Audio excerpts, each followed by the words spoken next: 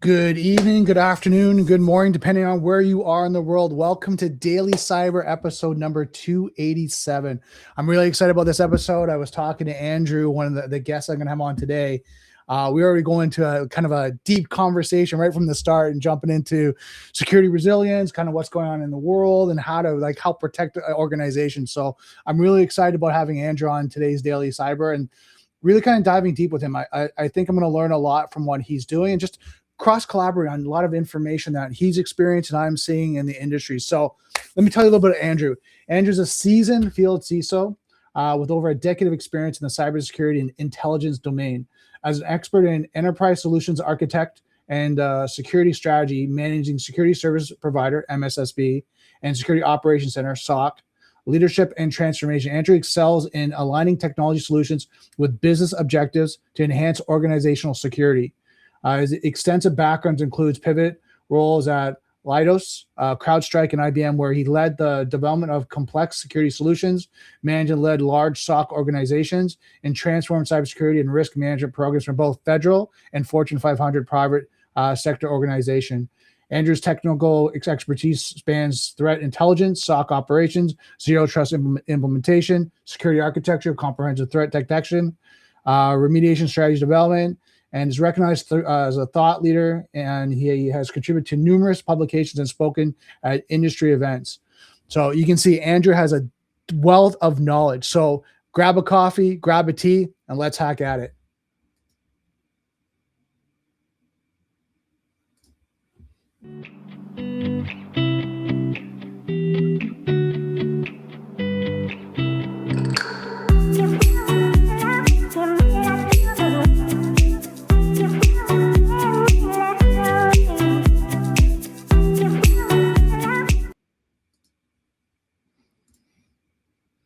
Welcome, Andrew. How you doing? Give me 1 second here. Let's make sure your audio is turned on. There we go. Can you hear me? Cool. Yep, loud and clear. Awesome. Not bad. How's your day going so far? It's good. It's busy as always, but keeps it fresh, keeps it challenging, which is always fun in the world of cybersecurity and kind of strategy development. But yeah, it's good. Never stops, right? Definitely not. So I want to jump in here because I know we were kind of going right from the conversation as we started to meet. We started to talk about what's going on in the industry. So tell me a little bit, what are you seeing as the industry risk right now? So I think that industry risk in general is. I think there's different ways of looking at it, right? Mm-hmm. So that's important to kind of look at. Let's start with kind of just I think the tactical stuff, like what's going on, what's relevant right now that people need to be kind of evaluating. I think the industry risk is blind spots in just are users actually who they say they are, and what do they have access to, okay. Right? And this is really just the continued shift by adversaries towards using identities, right, mm-hmm. to access environments and to compromise. And I think this is an area that many orgs are still coming to terms with, and trying to understand better, right? They're not, as I like to say, they're not hacking in, they're logging in. Mm-hmm. And I think that risk in general, right around the identity, because if you think about it, if I get my credentials stolen, what do I have access to? It's mm-hmm. not just my email, it's like any platforms that I use that for. God forbid someone has, is reusing a password. But data is kind of in applications in the cloud, and it's all used for different functions. So I think really coming to terms with what the identity gives people mm-hmm. to use for productivity benefits, but also what you're granting adversaries and attackers right. by that. So I think this is really the overwhelming shift of, traditional endpoint or hacking in, which is absolutely important, but the shifting risk to identity, to supply chain, to who you're doing business with. Mm-hmm. And that's a separate one too, right? So now we're getting up into like business partnerships, but supply chain, not just of technologies you use, but who you're doing business with. Right. And I think it's important to acknowledge that's a two-way street, Brandon, mm-hmm. right? So, third-party risk it's not me, it's you. It could also be me. Right. So where's your exposure, not just of a breach, but who you're serving? And are you actually the target, or is it someone else? And so I think that's a big shift I see of orgs really starting to understand and accept and build towards, okay, it's got to be about now protecting our users wherever they are and how they access systems, and really needing to look that deeply. but also how we're adapting to the changing threats, whether it's supply chain, technologies we use, businesses we work with, or just even like AI, which I know we're going to get into. 100%. But, I think like that's where I think some of this industry risk, it can be kind of hard to reflect that. I think one other, key point, and then, would love your perspective here, but I think compliance Mhm. and regulatory pressures is an important risk to understand, really, where maybe there's a board or regulatory body or, kind of compliance frameworks. We're seeing the belts of compliance and regulatory tighten. And I see a lot of organizations really now figuring out, okay, we've never really done governance risk compliance. We've always kind of gone bottom check marks, but that's not enough anymore for whether it's cyber insurers or, regulatory bodies or even investors. And they're asking for more. And I think that's an inflection point of a risk of, are we protecting the business and what we built enough to manage against what potential loss could be, but whether that loss is even we're overspending on cyber insurance or we're going to get fined. And I think there's that increasing perspective. So yeah, I mean, a lot of different ways to kind of look at that of industry risk, but I think it's threats that are happening, business and kind of technology partnerships, then overall just how businesses are perceiving risk, whether that's themselves or others placing that upon them. So going back to what you're saying, I'm going to go from governance and then we'll work our way back to the kind of identity access management, I'll call them privilege access. Sure. To your point with governance, right? Administrative controls, technical controls, physical controls, kind of that. I think what you're seeing, and I agree with you, the third party liability, and put that in quotation right now, is a lot of partners and governance and all that is now requiring that. They're requiring, if you're going to work with us, we need to know where you sit. What is your current security posture? What framework do you follow? Do you actually have your security posture into a certain maturity that now you can send us artifacts and confirm that that's actually in place? Not like you talked about, you check the box. Oh, of course I have a SIM. Of course I have EDR. Okay, how is that managed? Hold on here. That's a big question. We have it in place. Okay, but when's the last time you looked through your logs? Sorry. 100%. What are those, right? Like you have all those things where you're like, okay, you're not where we need you to be. But again, I think with organizations you're talking about, that's part of the due diligence, which helps to enforce, are you doing the technical controls properly? Do you have a certain maturity of, people, process, and technology that's being managed that you can now validly say, if you're working with me, I can go, here you go, versus it's 80% implemented, it's 20% supported, it's this, and you're like, okay, we need you 80% right across the board, right? Yeah, 100%. And I think, this wrapping for people who are not like direct security or risk practitioners, right, where many orgs may have like one, maybe two, like, IT people, or maybe you have like a couple security folks. Even if you have a whole team, right, I think it's important to understand and acknowledge that risk and security is not, as much as we want everyone's job as security, it's also not something that's well understood by many people in an org, and maybe only of a certain few. And so I think the important part there, to your point, the governance, the controls, it's about making security and risk, I think, more accessible to the non-technical and non-security people to really understand how we speak in the language of whether it's the finance team or the executive leaders or even different business units, and them understanding, hey, just who has access to material, right? And kind of, I don't want to say dumbing it down, but simplifying, I think, the risk management language to say, look, what do we need to be governing? What do we need to be tracking? And just, what does that mean for you, right? So as we reach across the aisle, and I think that'll breed a lot better conversation around what controls do we need, because I think that it becomes better understood, but also helps with that validation, because that's the lost in translation gap there is a constant thing that I see talked about and I see all the time. Right. I just think that's an important part. Like, you can follow a framework all day long, but if we're not helping the other stakeholders or business people that security is there to enable and empower, then we're just not having the right discussion still, right? So how do we make that accessible, I think, is the important part too. Well, I think it's the Venn diagram, right? Like, they have their business and their operations and their business continuity and what they need to do. Security has their, what's that conversation that's the connecting in the middle there, that both divisions, departments get what they need, but still meet in the middle like you're talking about. And I think that's, I mean, even talking to a colleague today, seeing a report, seeing the information and kind of going through it and going, that speaks to your role, but it Right. doesn't speak to the business. And they're like, oh, but what would the business be looking for? And then you kind of talk about how the top down approach and what they're thinking and how you have to now present up, right? And sometimes you talk about it, and I'm sure you've heard this, is manage up, right? Yep. You might manage down, but you also have to manage up to make sure you're still on the same page, because something that I'm sure, executives that are watching this, and even guys that are breaking the industry, you want to give them as much information as possible. As a security analyst and engineer, like, you've got data after data after data.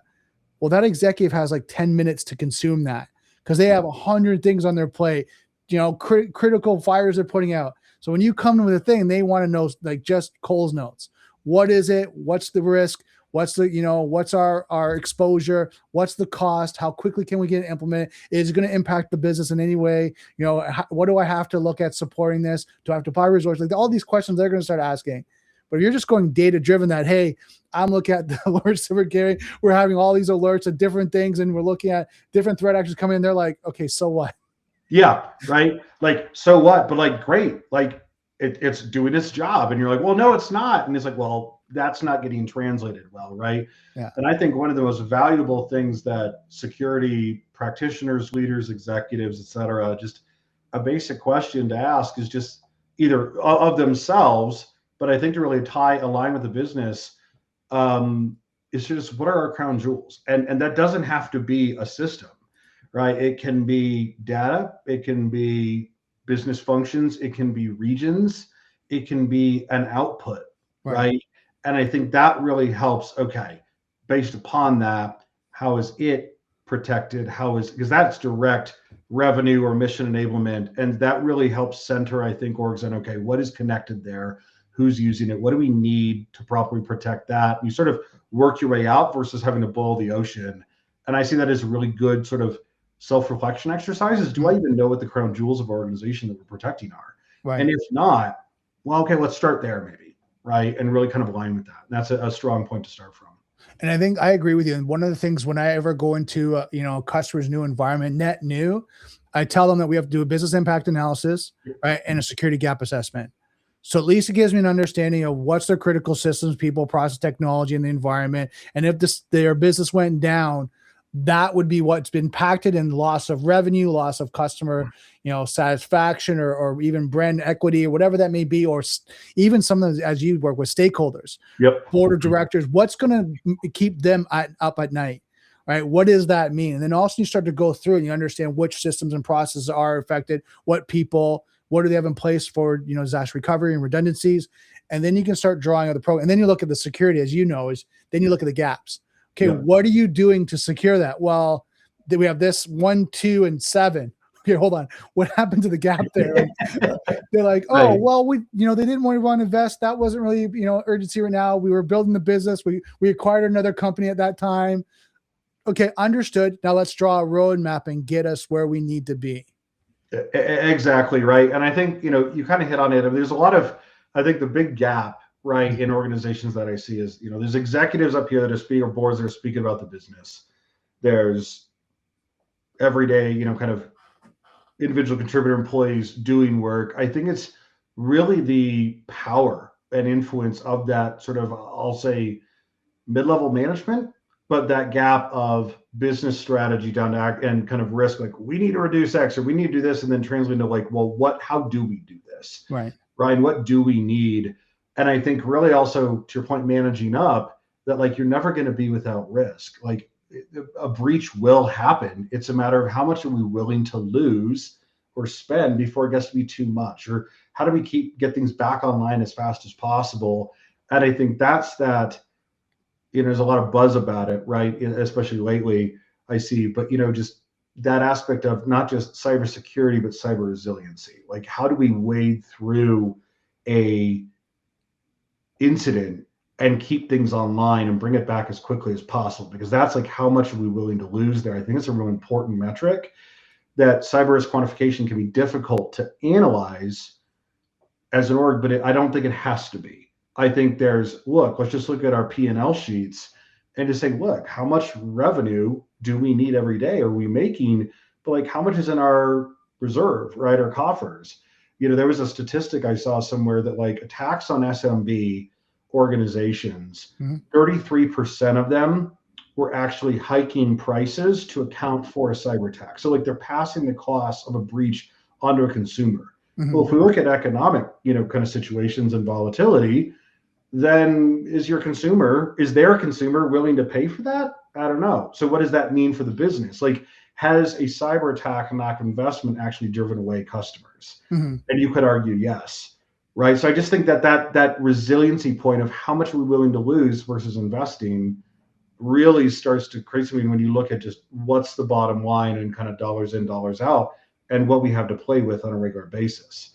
And I think to your point, I think there's a happy balance, because I mean, if you're building up your systems and your security to partner with the right people and protect your customers and do all that, and you're increasing your overhead operations cost, I agree with that. But if you're at a certain level and every year you're just bumping up the price to your customer, I would say, okay, that's something to evaluate, because eventually a partner or a competitor is going to come out with the same business model, same level, if not better security, less cost.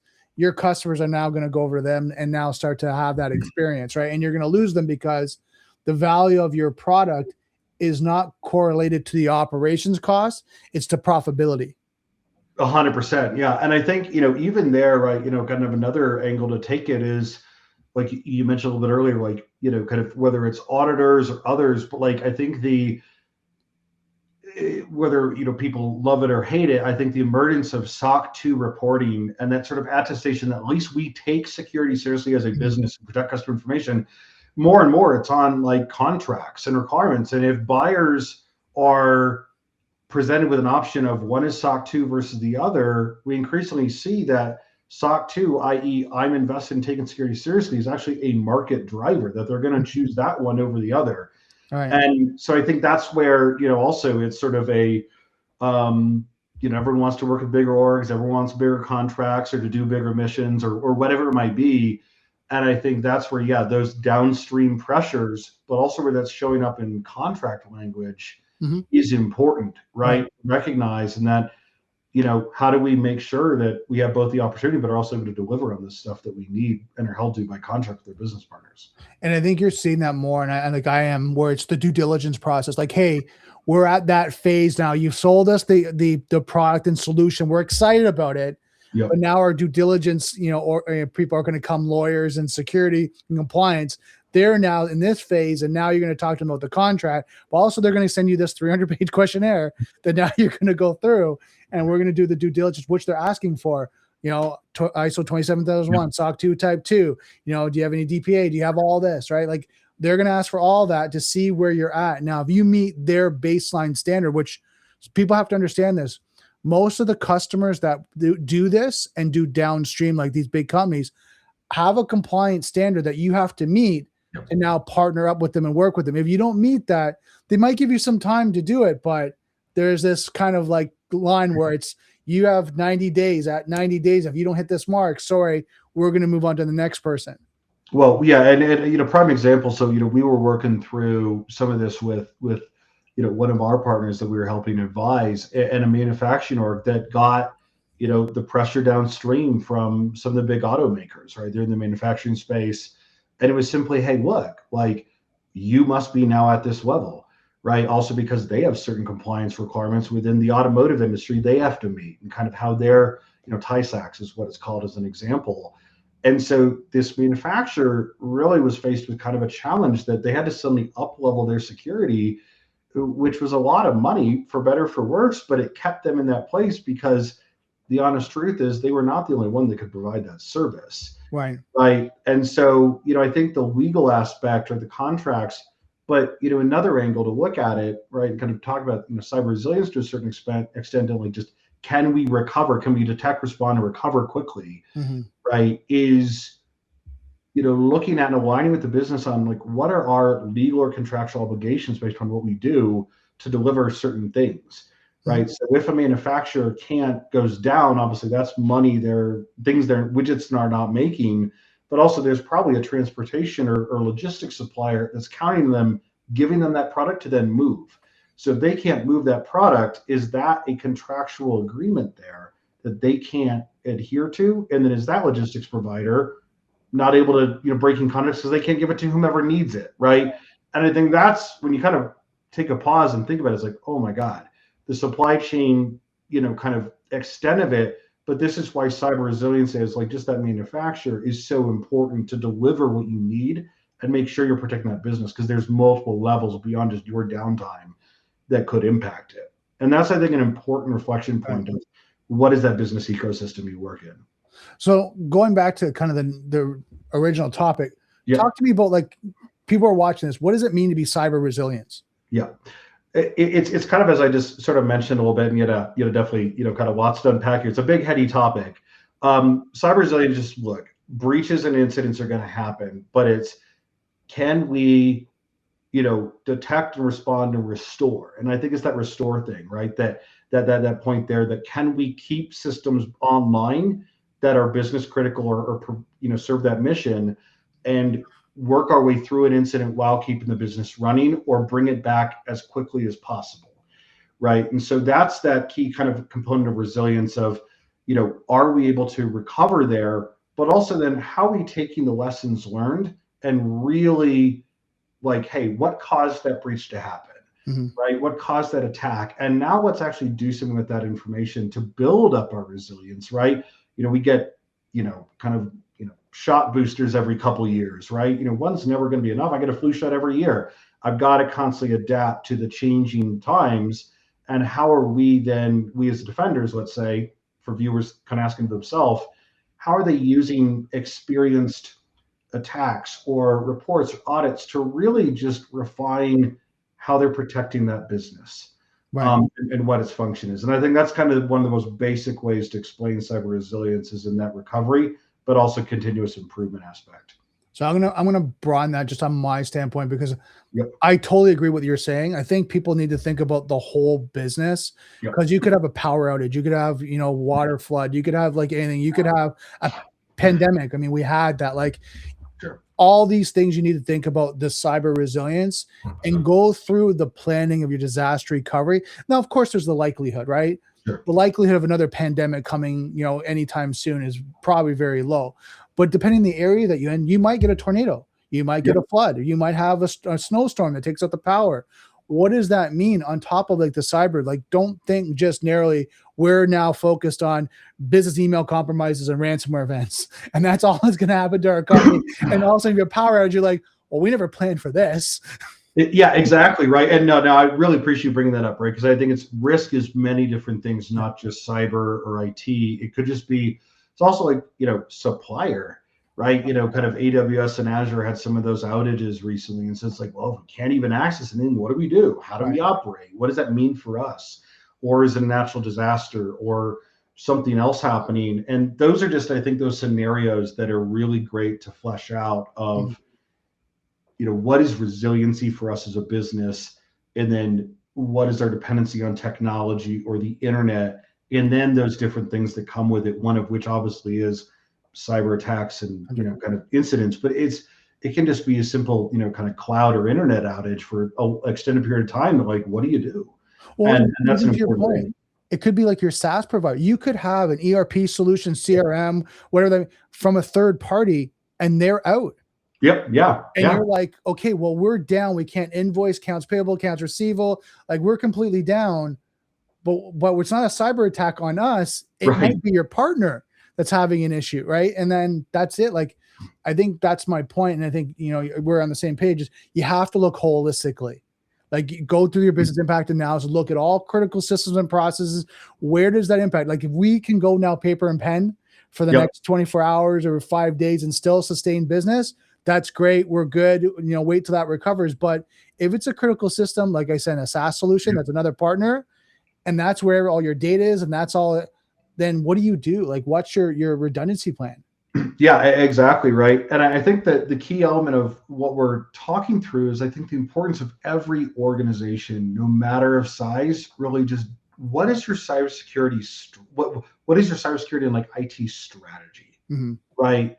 It's we have to think the strategies how you plan and account for and work through this stuff and how it aligns with the business. And I see that many orgs unfortunately skip that. I think that governance or strategy or business alignment step, as I've been really unpacking about, I think that is really truly where I see a lot of organizations and decision makers and leaders really starting to correct towards, which I love, because it's, what is our strategy? How do we handle these things? How are we not only aligning with the business, but also helping it grow? How are we thinking a little bit further? How are we accounting for all this? And that's that strategy, I think, that really needs to get put in place. And that does take a little bit of effort and time to say, like, look, let's take a pause and make sure we get this done, because when then you hit the gas, you're going to race ahead versus backfiring and sputtering. 100%. And one of the things I want to add to that is the due diligence of test to measurable results. Yes. One of the things about cyber resilience, and I learned that from being an incident response and working with that, is, are you testing tabletop exercise your team, your policies, your playbooks, your run books, all that, to make sure they work? And then are you doing like a stress test to see if does it work under pressure in that time, that you can do the backups and the recovery, restore your servers? Is your team responding and threat hunting and be able to shut things down? Is all that process and disaster recovery able to happen, even in response, in the timely manner? Because I know when I was working with an organization, I was doing what we call the enterprise risk, enterprise risk and compliance incident response. And basically we took it through, and they had an incident just after, and they were able to respond within 15 minutes, but they had it down. Right. They knew what to do, and they worked it. And to get more companies like that, because as you and I know, that went from an alert that they were able to action to maybe a business email compromise, to a data exfiltration, to a ransomware event, but they were able to catch it at that first initial stages and stop it. Well, and so, I mean, that idea of, I think tabletop exercises are so invaluable. And I'll say this, I think obviously it can be a guided process, right? Definitely you've never been through one.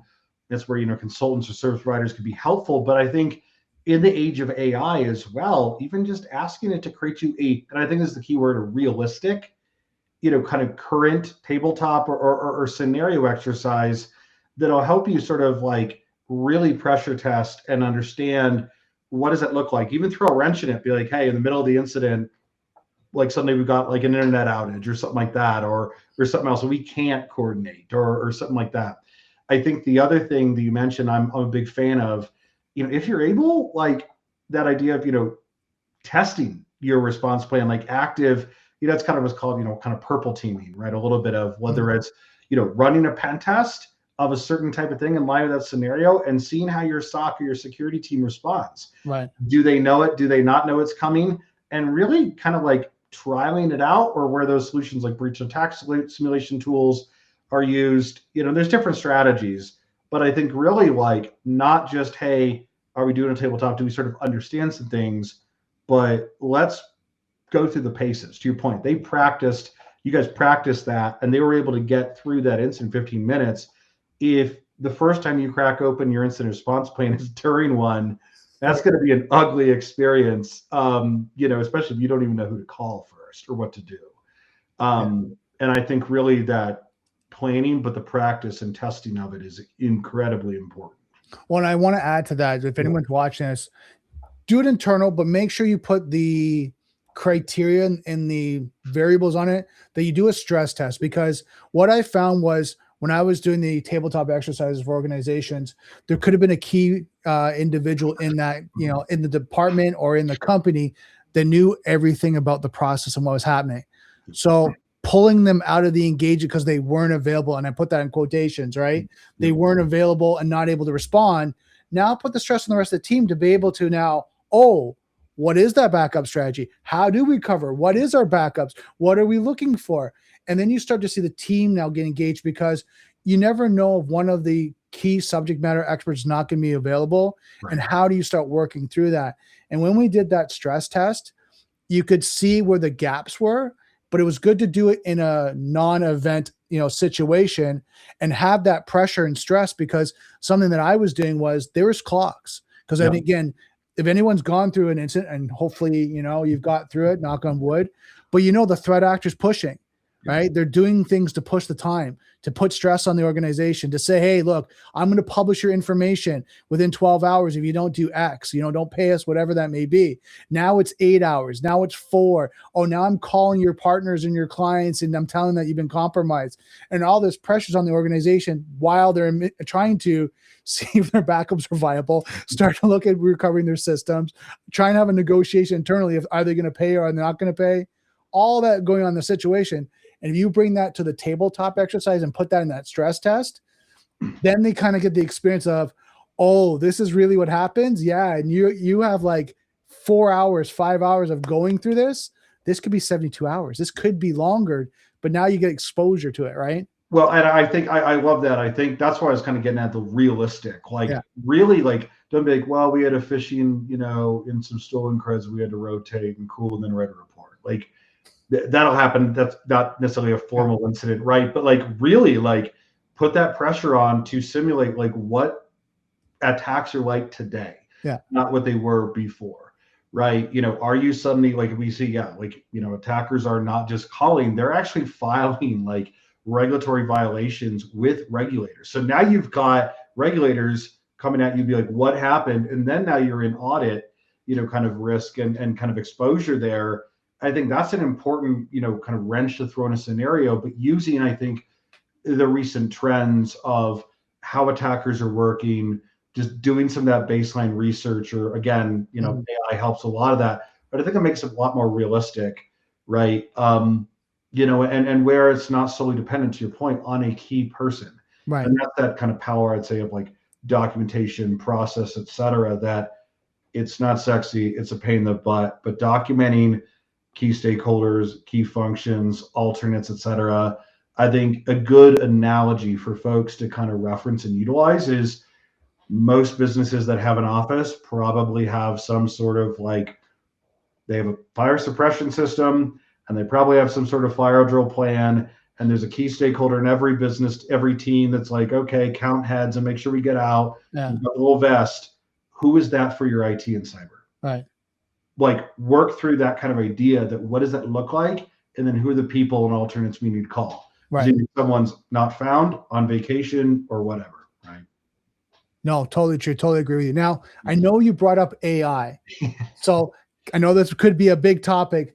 What are you seeing on the impact of AI right now on organizations and cybersecurity? Yeah. I mean, it's a kind of a two-headed, kind of two-sided sword, I would say, right? Well, almost three. So okay. I think let's kind of, break it down to a couple areas, and, we can unpack any of them first. So I think there's obviously a lot out there about how adversaries and threat actors are using AI to speed up attacks, or what is the capabilities versus some things we see pop in the news, but what's realistically happening every day and kind of what's tangibly there. Mm-hmm. I think there's also the inside aspect of how are your own people using AI. Okay. And what is legitimate, what's allowed and okay, what's not. But I think the important thing, it's a little bit different, that I don't think is talked about as much, is where is there an opportunity to really engage our employees in our workplace in how we can safely use AI, but to empower them in their use. Right. So I think that's a key element of it. And then honestly, how are we using AI to keep up with threats? So this is where, kind of AI-driven SOCs or AI, integrated security tools and so forth is also important. So those are kind of the three main areas that AI is really dominating and top of mind for many different people. But I think I see either folks that are not so much worried about the threat actor aspect, but they're very concerned about the internal. There's the, kind of opposite flip side of that. But then there's, I think, orgs that are a little bit more mature, we talk about strategy, we talk about resilience, that are sort of balancing both. And then how do we best cost effectively manage the risk of both of these, using whether it's people, process, technology, AI solutions, et cetera, to our benefit, to be able to bridge that gap. So I'm going to go in the middle one. I think the resilience of the organization I'm seeing more is the data privacy. I'm going to call that more kind of the wrap around the AI internally and of how organizations and employees are using it. Because, yep. I mean, it doesn't come to a sense of we know is if you use AI, you're not going to get hacked, Right. right? It's not going to, AI is not going to compromise your company and go and shut down and hack through your servers and do all that.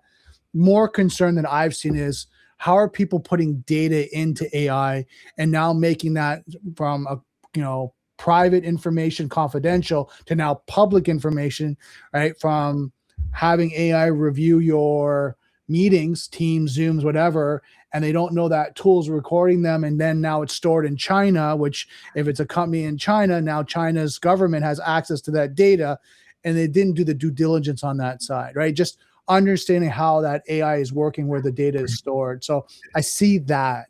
100%. I mean, I think it's also opened up another can of worms, right? And so I'll back my wind. I think some practical approaches there that folks can take, but I think it's really getting the heart of what I was saying before, or kind of the beginning of our conversation.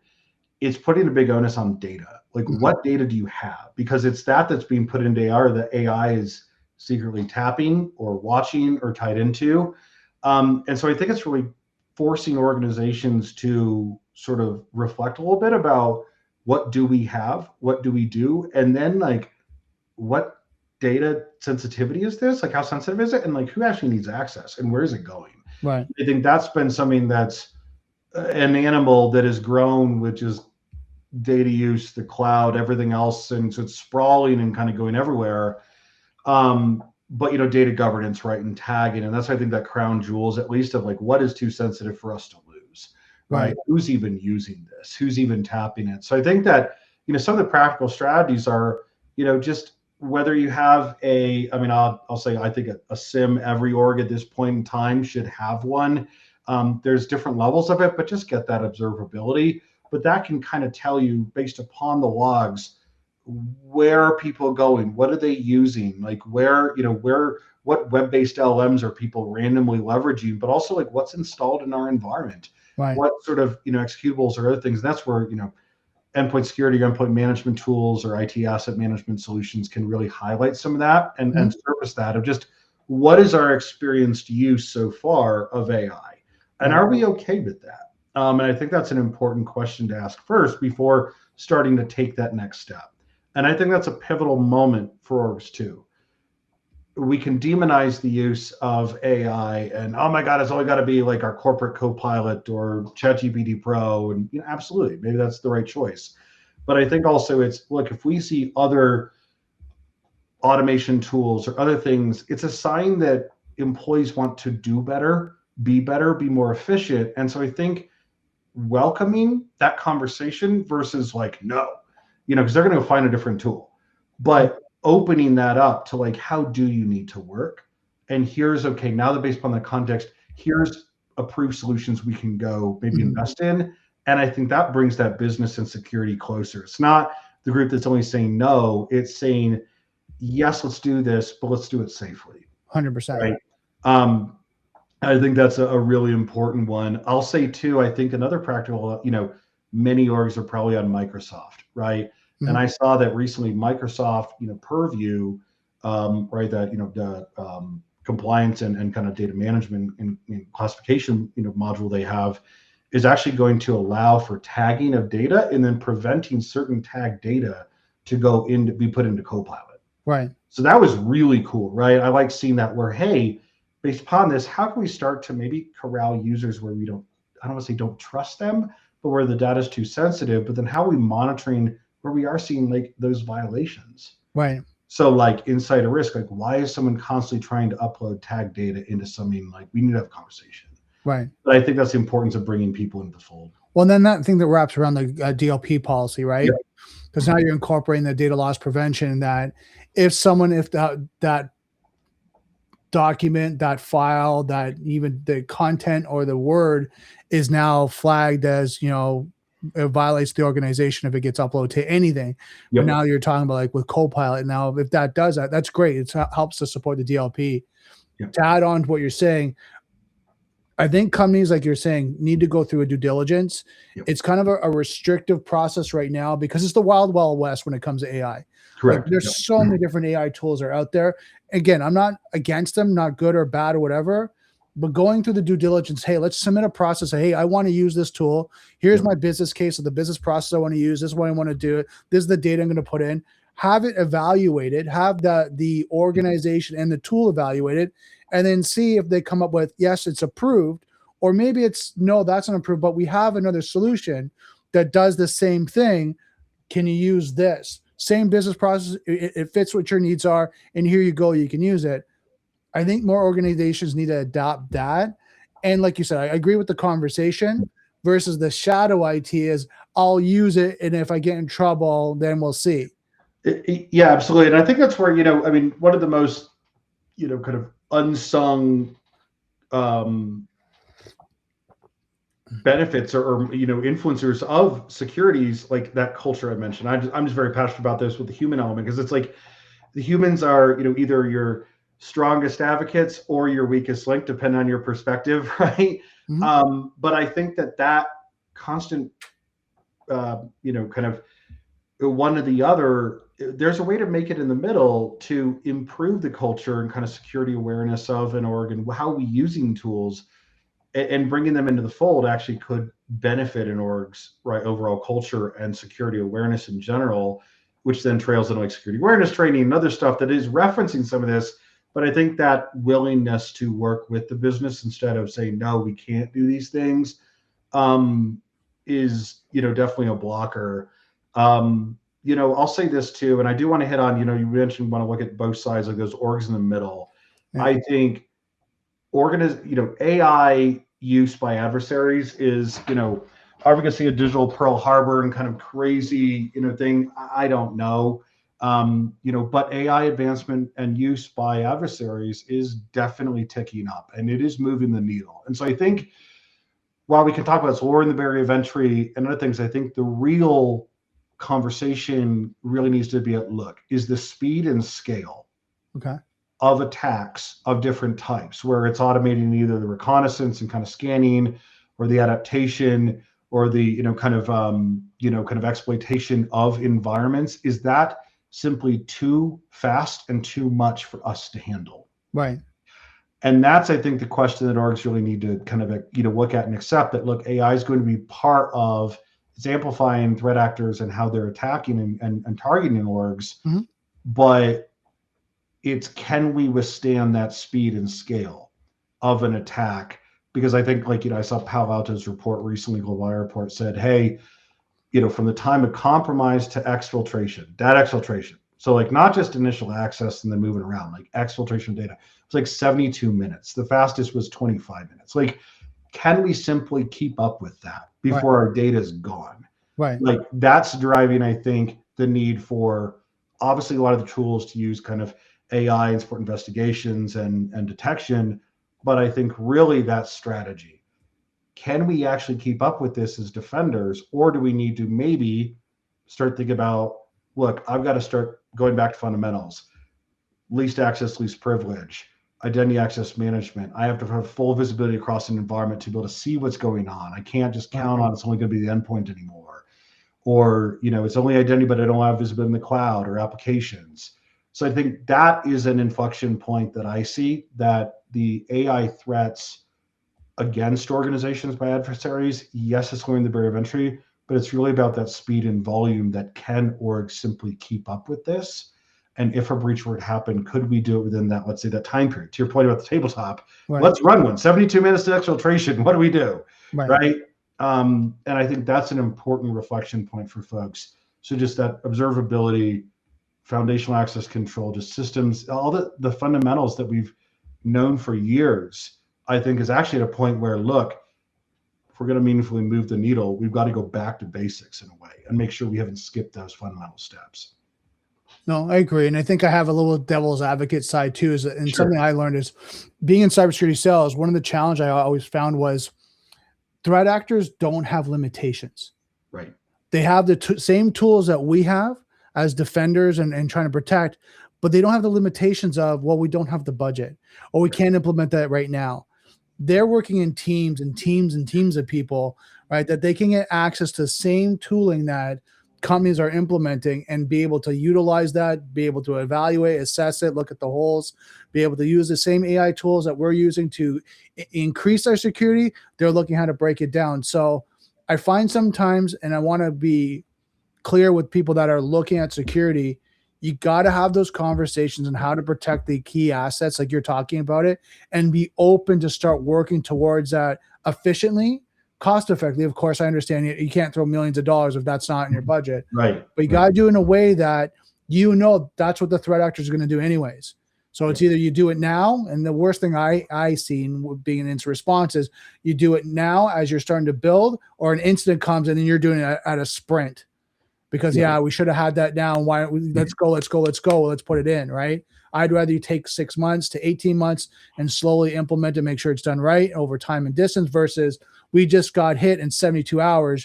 You're implementing everything now. Yeah, exactly right.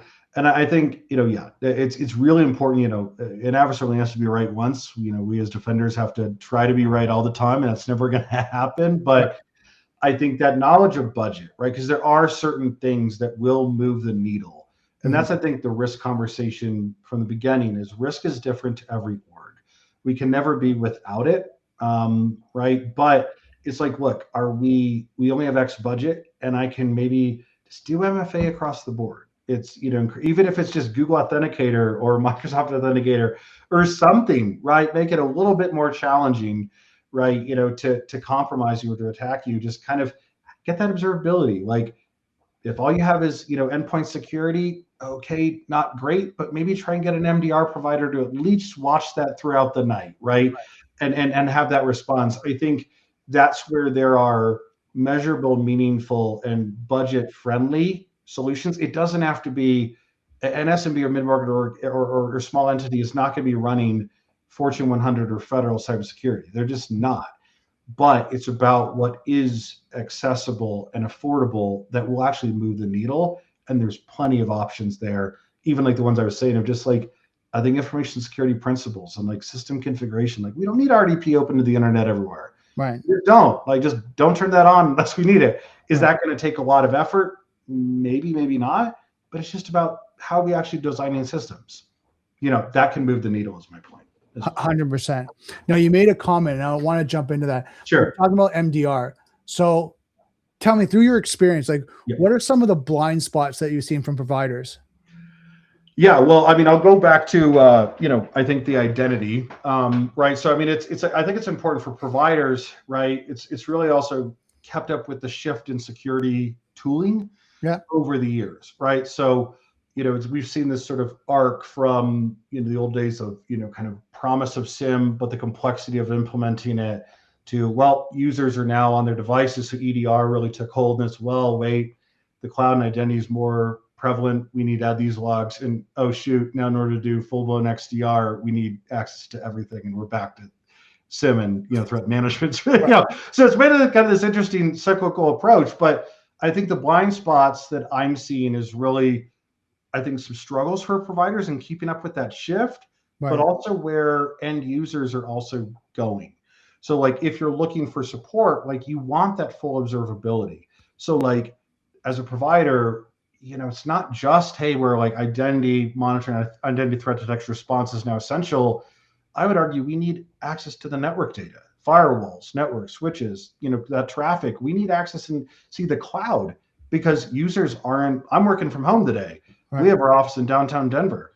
I'm not, like here, I'm not, working within the confines of my, kind of my office network.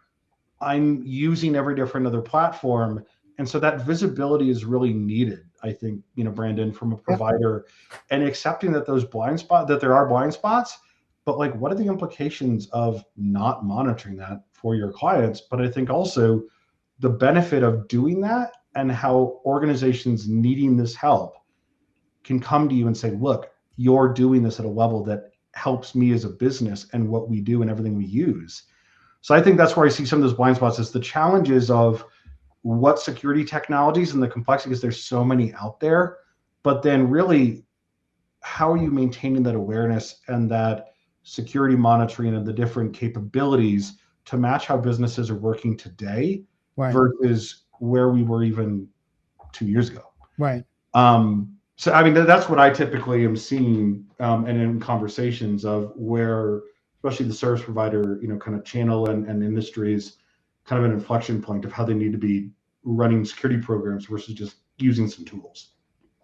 So one of the things I found is, I mean, sadly, I think there's a scale. There's top kind of MSPs that really deliver, really show up.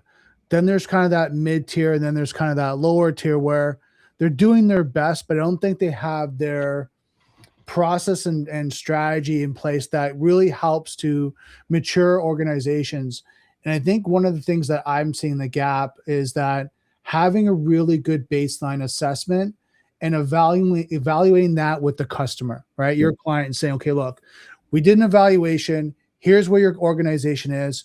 Here's where we find critical, high, medium, low risk, even for 5 nines business continuity IT side or security where your gaps are.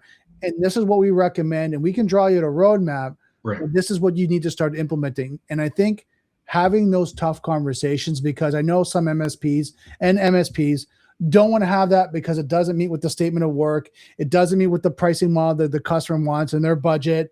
And they don't want to have that conversation because it might put that customer in someone else.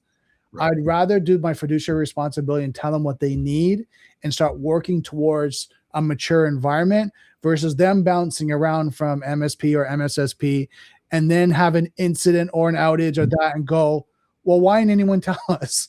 Yeah, absolutely. I mean, I think that economically looking at kind of, we talk about the speed and scale of threats and the need to run secure programs and compliance. I mean, it's incredibly challenging as well as, unfortunately expensive for orgs of all sizes. And I think this is really where the power and potential for quality managed service providers or MSPs or MSSPs to really provide that cost-effective way, resource. But I think it also, there has to be at a certain point a line that's drawn, right? Of here's really what we need. We can't just keep kicking it out, get a waiver for this, get a waiver for that. And I love how you mentioned the roadmap, right? Instead of saying, look, I'm going to write a waiver for something, or I'm just not going to do it, or we're going to kick it out of the SOW, let's just track it as a risk. Like, let's just start. Be like, it doesn't have to be full bore. Now, obviously, everyone's services are different, but I think that, look, let's just close up major gaps. Do that assessment, be like, look, it doesn't have to be everything, but let's put these items on a roadmap. We're not ignoring them. We're going to talk about it in another quarter, and we're going to kind of really evaluate this of how we need to be budgeting for this together. And I think that's sort of, I guess you could say a land and expand, but that journey, right? I think that the MSPs have potential to take their client on where it's not all or nothing. It's really that service of guiding them through it, because you are that IT team. If you were your own IT or security team, you'd be making the same things. You can't get everything, but you're making those meaningful, kind of measurable steps and adjustments. And I think that's a promising area where we can level up security for orgs that maybe don't have the ability to do everything they want all of a sudden, but also to cost effectively manage that. And that's where I see, to be honest, some MSPs that we talk to or MSSPs, honestly, I'll say, I think maybe missing the mark is less willingness to really meet the client where they're at and scale and build while protecting security, but then doing maybe some IT or administrative things for them versus having to do the full boat. Right. And I think that's a disservice to all sides then. Right. Is no one's winning at that point. People jump around, or the MSP isn't growing or being able to even showcase what they do best. Right. And I think and I'm going to call out the MSPs watching this, under promise and over deliver. Yep. Right. As you're going through that roadmap, keep delivering on your timelines, your objectives, and over deliver on your SLAs, your projects, things like that. That, to me, being a vCISO, would sustain our relationship ongoing. If I know every time I have a project in front of my MSP and I know they're going to deliver, and by the way, come back with more, and hey, we found this, we fixed this, we did that, and they do it every single time, that's going to be an MSSP or MSP for life. Right? I work with an organization right now. It's partners, Secure IT 360.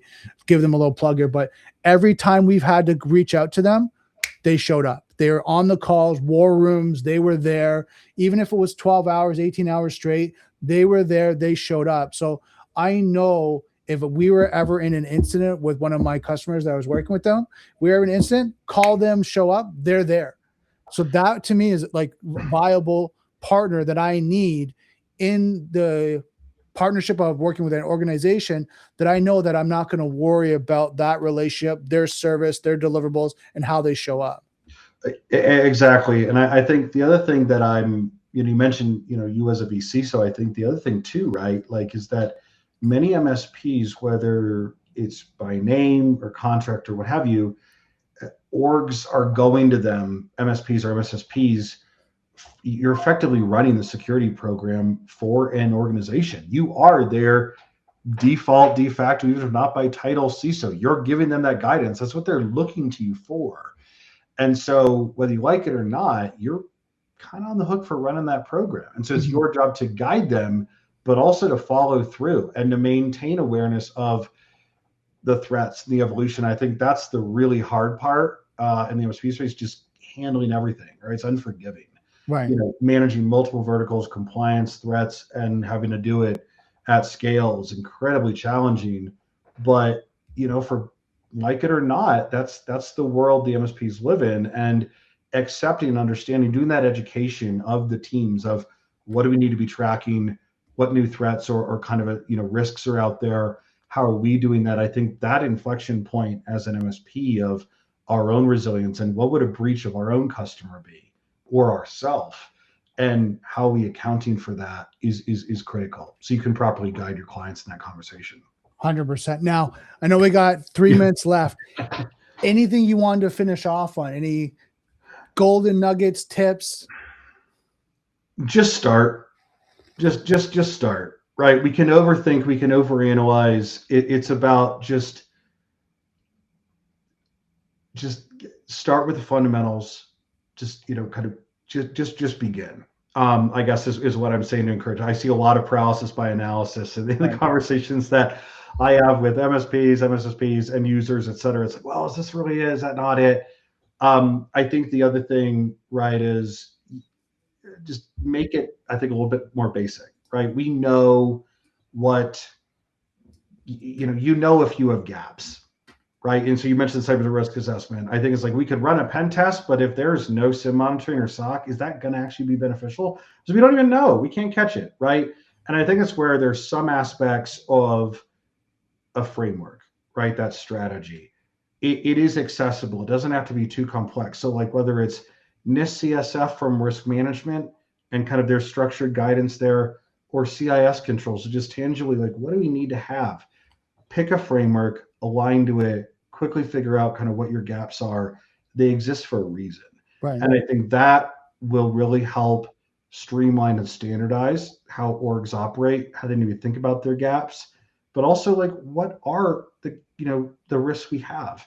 And so those are just a couple of things I would say. And the last thing, I'm an old SIM guy, built SOCs and so forth, but bottom line, anybody watching or listening, I'd say, do you have the observability across everything in your org, if it's, where reasonable, to truly be able to monitor what's going on in your environment and what is, what is your crown jewels? That's where visibility in the cloud, the network, endpoints, identity, applications, that's really fundamentals at this point, right, in how business is working. So I think do that observability kind of pressure test and self-reflection too, because I think that opens the eyes to organizations as well. The one thing I'll add to that is, if you find that you're stuck, like, and I'm talking to anyone that's watching this, you find you're stuck, you need help, reach out to like Scott or myself or someone like that can start to kind of see where the blockers are and help to mature the program. Because sometimes you don't know what you don't know because you're in it so deep that you don't know where to start. And then someone outside goes, oh, great, you're here, but let's start to work on these aspects, these strategies, this, and they start to mature the program because they have a fresh look. They have an outside perspective. I'm sure, Andrew, and you can correct me if I'm wrong, probably work with lots of different clients in different industries, different verticals, and say, okay, look, I know like these companies are doing this. Here's what I recommend. Here's a strategy. This what worked for your size of organization with them. Let's start to work forward. And they start to mature you, and they help get those blockers out of the way. 100%. Yeah. I mean, just, and you said it, Brandon, like whether it's, yourself, I saw you put my LinkedIn there. I'm more than happy to chat with anybody. It's just like sometimes just an extra person to just ask a question or take a fresh look is always beneficial, right? And to kind of think through it. And I think that's, kind of what I've seen honestly be best is, hey, let's just get a third party in there, take a quick look. And are we thinking about this the right way? And that moves, that goes, so far.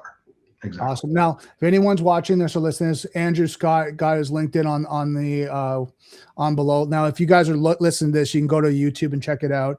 Again, Andrew works for Todyl, www.todyl.com. Go check out the website. There's a lot of great information there. Andrew, thank you so much. This was a great stream. I learned a lot from our conversation. Thank you. Yeah, thank you so much, Brandon. Appreciate it. Great to be on. I mean, it's been really good, Andrew. So what we're going to do is give me a second here, guys. That was great. I mean, I learned a lot from Andrew and all the information that we talked about. And I mean, if you go through the industry risk, the cyber resilience, the AI impact, what we talked about, the blind spot, if you rewatch this can be your roadmap of what you start to need to look at in your organization, what you need to do, what you need to start looking at. I mean, we're just kind of closing out Q1, but Q1 and going to the next quarter, start to really draw that program. And I think it's really important to start looking at it now and moving that milestone. I mean, the biggest thing that I know from working with the organization, it's not about what you can do in 1 week, 1 month. It's what you can do over the next year to 2 years. Right? And you start working through that, start working with your team, be really engaged with your team, again, top down.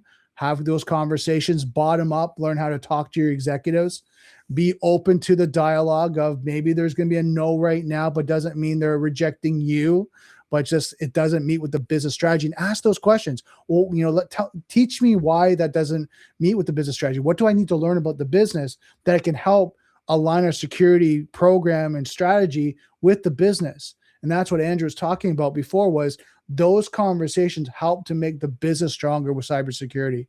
So really great episode. Please share this with your family, friends, people, and colleagues. I think you can learn a lot from it, and just review this because there's a lot of golden nuggets from it. So don't forget, software is hackable, being connected is vulnerable. I'll see you next Daily Cyber.